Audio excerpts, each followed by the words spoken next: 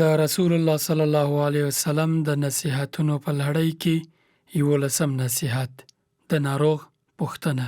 د ناروغۍ پر وخت د مسلمان ورور پوښتنه یا عادت ډیر زیات اجر لري.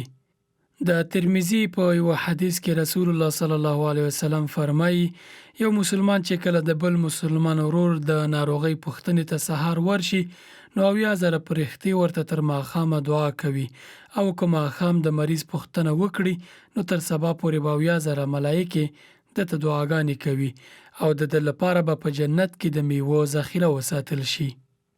بل حدیث مبارک کې د دې کار ارزښت په اړه راځي: د ناروغ د صحت پوښتنه کوئ، وږو ته خوراک ورکوئ او بندیان له بنده خلاصوئ.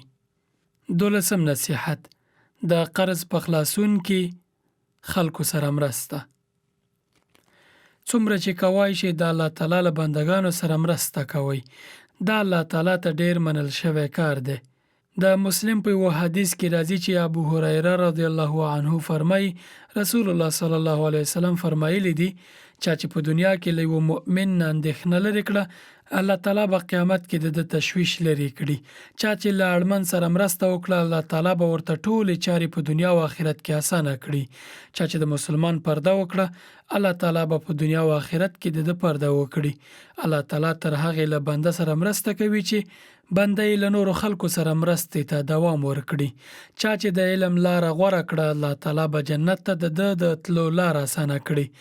او هر هغه څوک چې د الله تعالی د کتاب د زده کړې یا لوستلو لپاره سره په جماعت کې راټول شي پر دوی به آرامش او سکینه نازله کړی شي او رحمت به له دوی چاپیر شي او ملایکې به یې چاپیر کړي او الله تعالی به یې اسمانونو کې یاد کړي.